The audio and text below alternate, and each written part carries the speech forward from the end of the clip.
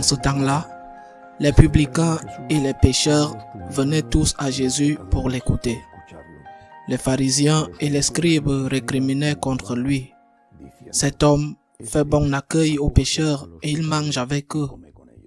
Alors Jésus leur dit cette parabole. Un homme avait 2 fils.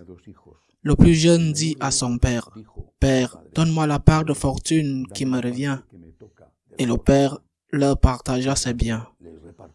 Peu de jours après, le plus jeune rassembla tout ce qu'il avait et partit pour un pays lointain où il dilapida sa fortune en menant une vie de désordre. Il avait tout dépensé quand une grande famine survint dans ce pays et il commença à se trouver dans le besoin. Il alla s'engager auprès d'un habitant de ce pays qu'il envoya dans ses champs garder les porcs. Il aurait bien voulu se remplir le ventre avec les gousses que mangeaient les porcs, mais personne ne lui donnait rien. Alors, il rentra en lui-même et se dit, « Combien d'ouvriers de mon père ont du pain en abondance, et moi, ici, je meurs de faim. Je me lèverai, j'irai vers mon père et je lui dirai, « Père, j'ai péché contre le ciel et envers toi. Je ne suis plus digne d'être appelé ton fils. Traite-moi comme l'un de tes ouvriers. » Il se leva et s'en alla vers son père. Comme il était encore loin, son père l'aperçut et fut saisi de compassion. Il courut se jeter à son cou et le couvrit de baisers. Le fils lui dit, « Père, j'ai péché contre le ciel et envers toi. Je ne suis plus digne d'être appelé ton fils. » Mais le père dit à ses serviteurs, « Vite, apportez le plus beau vêtement pour l'habiller. Mettez-lui une bague au doigt et des scandales aux pieds. Allez chercher le veau gras, tuez-le, mangeons et festoyons. Car mon fils, que voilà, était mort, et il est revenu à la vie. Il était perdu, et il est retrouvé. » Et ils commencèrent à festoyer. Or, le fils aîné était au champ. Quand il revint et fut près de la maison, il entendit la musique et les danses. Appelant un des serviteurs, il s'informa de ce qui se passait. Celui-ci répondit, « Ton frère est arrivé et ton père a tué le veau gras parce qu'il a retrouvé ton frère en bonne santé. » Alors le fils aîné se mit en colère et il refusait d'entrer. Son père sortit le supplier, mais il répliqua à son père, « Il y a tant d'années que je suis à ton service sans avoir jamais transgressé tes ordres, et jamais tu ne m'as donné un chevreau pour festoyer avec mes amis. Mais quand ton fils que voilà est revenu, après avoir dévoré ton bien avec des prostituées, tu as fait tuer pour lui le veau gras. » Le père répondit, « Toi, mon enfant, tu es toujours avec moi, et tout ce qui est à moi est à toi. Il fallait festoyer et se réjouir, car ton frère que voilà était mort et il est revenu à la vie. Il était perdu et il est retrouvé. » Acclamons la parole de Dieu. C'est la belle et extraordinaire parabole du Fils prodige. Peut-être devrait-on l'appeler du Père compatissant. Pour bien la comprendre, comme toujours, il faut la replacer dans son contexte. C'est un contexte de controverse. Jésus accueille, ramène sur le droit chemin ceux qui s'égaraient. Et cela agace les pharisiens qui considéraient qu'il n'y avait pas de remède pour eux, que cela ne valait pas la peine d'essayer et que même essayer de le faire les contaminerait. Tel est le contexte. Et là, Jésus raconte cette parabole. Elle est donc dirigée contre les pharisiens, c'est-à-dire contre le frère aîné. Mais bien que la parabole soit destinée à donner une leçon au frère qui est resté à la maison et qui n'a jamais fait le mal de quitter la maison de son père, il aura fait d'autres mauvaises choses et pourtant, elle a une leçon pour tout le monde. Ici, le Seigneur dessine magistralement 2 types de personnes. Celle qui a été dans la maison du Père et qui est partie, et celle qui a été et est encore et n'est jamais partie. Il y en a plus de types. Celui qui l'a été a pensé qu'il serait mieux à l'extérieur. Il s'est trompé. Il s'est fait d'illusions avec un mirage de liberté. pouvoir vivre bien, sans règle morale, en faisant ce que je veux.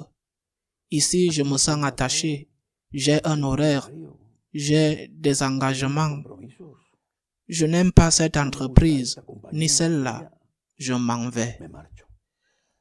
Le diable lui a peint un monde heureux, loin de Dieu, et il y a cru. Je pourrais faire ce que je veux. La liberté. La liberté comme leurre, la liberté comme piège. Et il s'en va. Mais que se passe-t-il ensuite? Il part, et pour un temps, tout lui va bien. Tant que dure ce qu'il a pris à la maison de son père, l'héritage. L'héritage qui sont les normes morales qu'il a répudiées, mais quelque chose lui est resté. Pendant un certain temps, tout lui va bien, mais bientôt, il commence à dégénérer. Peut-être que cela n'arrive pas à la première génération, cela arrive à la deuxième ou à la troisième. Les enfants, les petits-enfants de ceux qui étaient catholiques à la maison, qui se sont ensuite éloignés. Ils n'ont pas perdu la foi, mais ils ont perdu la pratique. Ils ont fini par ne pas transmettre ce qu'ils avaient reçu, ou seulement vaguement, qu'en fin de compte, leurs enfants ou leurs petits-enfants sont, comme le dit la parabole, mélangés parmi les porcs, désireux de manger la nourriture des porcs. Terrible. Mais ce fils qui a touché le fond, qui sait que la liberté peut être un poison qui détruit, car elle devient libertinage, et que la vraie liberté était celle qu'il avait dans la maison de son père, parce que les normes morales ne sont pas les ennemis de la liberté, mais celles qui garantissent que nous ne serons pas soumis à nos passions. Celui-là, étant là-bas, au fond, dans la boue, se souvient. Dans la maison de mon père, je n'avais pas à être comme ça. Dans la maison de mon père, j'avais de la dignité. Je vais retourner chez mon père. Je vais retourner.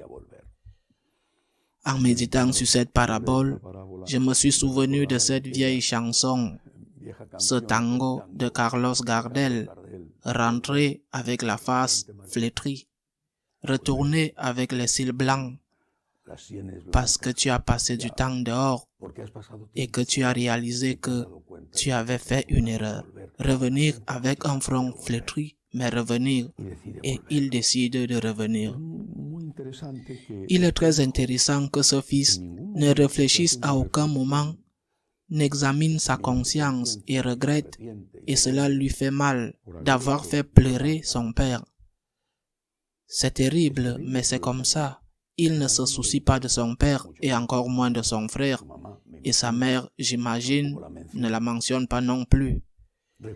Il se souvient de la nourriture de la maison de son père. Il se souvient que la vie y était belle. Il ne se souvient pas des câlins de son père. Et c'était la chose la plus importante dans la maison de son père. Mais finalement, pour des raisons égoïstes, il décide d'y retourner, revenir avec la face flétrie. Il se met en route pour la maison de son père. Le père, comme le raconte la parabole, l'accueille avec un grand festin. En réalité, il l'a attendu tous les jours, probablement sur la terrasse de la maison. Sinon, comment le verrait-il venir de loin? Le père l'accueille. Et voilà qu'apparaît l'autre personnage, celui qui n'est jamais parti. Il est envieux. Il est jaloux. Sa réaction est celle d'une personne jalouse. Sa réaction n'est pas celle de quelqu'un qui est heureux, qui a eu pitié de son frère, qui non seulement aime son frère, mais qui n'a jamais eu envie de quitter la maison de son père. C'est un jaloux. Il a envié son frère qui est parti, comme il le dit, avec de mauvaises femmes. Parce qu'il a voulu faire la même chose et il ne l'a pas fait. Parce qu'il a été plus intelligent que son frère et il a réalisé qu'en dehors de la maison de son père, tôt ou tard, il va se mélanger avec les cochons. Mais il est jaloux. Il aurait aimé continuer les beuveries que son frère a faites et il est jaloux et maintenant il est en colère parce que son frère a fait ces beuveries qu'il voulait faire et maintenant il s'avère qu'il a la même chose que lui, semblable parce que l'héritage ne lui sera pas restitué. Il va passer par le purgatoire. Il est jaloux et c'est ce que nous devons analyser. Regardons-nous aussi avec envie ceux qui sont partis de la maison du Père. Disons-nous, nous aussi, regarde comme ils s'amusent bien.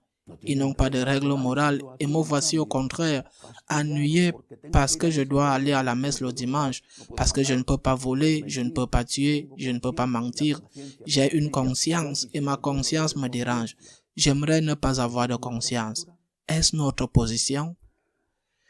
Deux grands personnages, deux types.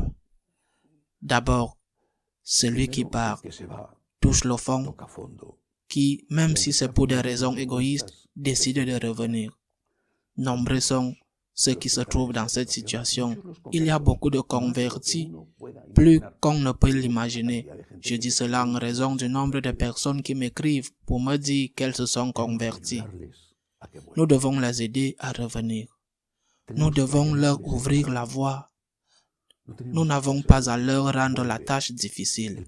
Reviens, le Père t'attend. Ce n'est que dans la maison de ton Père que tu trouveras la vraie liberté, le bonheur que tu recherches. Reviens. Nous ne pouvons pas nous comporter comme ce fils aîné qui n'est jamais parti, mais qui voulait partir et ne l'a pas fait et qui est frustré. Reviens. Le Père et nous t'accueillerons à bras ouverts. Je n'envie pas ce que tu as fait. J'ai été meilleur que partout ailleurs aux côtés de mon Père.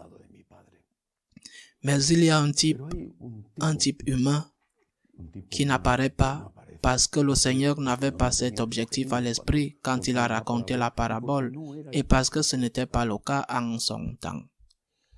Il décrit le pécheur qui est parti et il décrit le pécheur qui n'est pas parti et qui est jaloux. Mais il y en a un autre, celui qui n'a jamais été, cet enfant ou ce petit enfant de celui qui est parti ou de celui qui n'est pas parti, mais qui sait pourquoi il n'a jamais réussi à transmettre la foi à la génération suivante. Celui-là n'est jamais allé à la maison du Père, jamais. Il se mélange avec les cochons. Il se bat pour un morceau d'ordure. Il pense, parce qu'il n'a jamais rien connu d'autre, que la liberté est de pouvoir utiliser la pornographie. C'est cela la liberté pour lui. Ou que la liberté, c'est changer de genre chaque matin. Ou que la liberté, c'est de pouvoir consommer de la drogue. Ou pouvoir tuer un innocent dans le ventre de sa mère. Ce que la société d'aujourd'hui dit, c'est ça la liberté. Et il pense que pour faire tout cela, ou du moins que cela peut être fait, il pense que c'est vivre et que c'est être heureux. Il ne sait rien d'autre. C'est terrible. Parce que celui qui a été dans la maison du Père se souvient de quelque chose au moment de bonheur de son enfance. Peut-être lorsqu'il a fait sa première communion, il lui manque quelque chose. Cette paix, cette innocence, ce monde heureux qu'il a perdu parce qu'il s'est laissé séduire. Mais qu'en est-il de ceux qui n'ont jamais été dans la maison du Père, ceux qui n'ont même pas ses souvenirs?